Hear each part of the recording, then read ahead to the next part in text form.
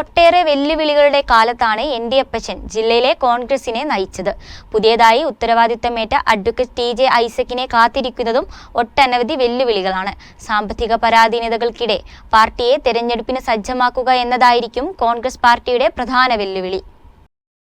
കെ.എസ്.യുവിലും youth കോൺഗ്രസിലും മികച്ച സംഘടനാ പാടവം ഉണ്ടെങ്കിലും നിലവിൽ വയനാട്ടിലെ കോൺഗ്രസിൽ പ്രതിസന്ധിക്കിടയിൽ നയിക്കുക എന്നത് അത്ര എളുപ്പമുള്ള കാര്യമല്ല. രാഹുൽ ഗാന്ധിയുടെയും പ്രിയങ്ക ഗാന്ധിയുടെയും മണ്ഡലം എന്ന നിലയിൽ ദേശീയ നേതൃത്വവും മറ്റു പാർട്ടികളും ഒരേ സമയം നിരീക്ഷിച്ചുകൊണ്ടിരിക്കുന്ന ജില്ലയാണ് വയനാട്. ബൂത്ത് തലങ്ങളിൽ പോലും ഇവിടെയുണ്ടാകുന്ന പ്രശ്നങ്ങൾ ദേശീയ ശ്രദ്ധയിലേക്ക് വരുന്നുണ്ട്. കഴിഞ്ഞ 1-2 വർഷങ്ങൾക്കിടയിൽ ഉണ്ടായ പ്രശ്നങ്ങളെല്ലാം പറഞ്ഞു തീർത്താണ് താൻ സ്ഥാനമൊഴിയുന്നത് എന്ന് എൻ.ഡി. അപ്പച്ചൻ വ്യക്തമാക്കിയിട്ടുണ്ടെങ്കിലും പ്രവർത്തകർക്കിടയിൽ പല പ്രശ്നങ്ങളും ഇപ്പോഴും നിലനിൽക്കുന്നുണ്ട്. ഗ്രൂപ്പുകൾക്ക് അതീതമാണ് ഇപ്പോൾ കോൺഗ്രസ് എന്ന് പറയുമ്പോഴും പ്രാദേശിക തലത്തിൽ പലയിടങ്ങളിലും നേതാക്കൾ തമ്മിൽ അഭിപ്രായ വ്യത്യാസങ്ങളുണ്ട്. അവ പരിഹരിച്ച് മുന്നോട്ട് പോവുക എന്നതായിരിക്കും ടി.ജെ. ഐസക്കിന്റെ മുന്നിലുള്ള ആദ്യ വെല്ലുവിളി.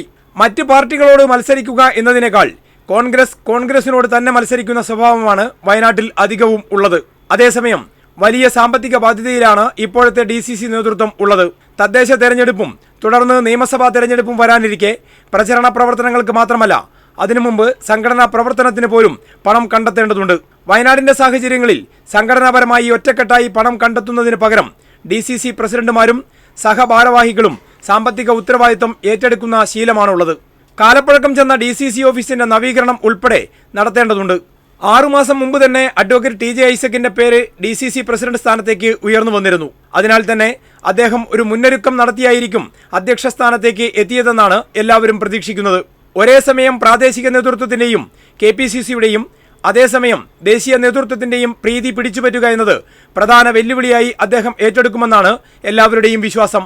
CV Shibu, Wayanad vision, Kalpetta.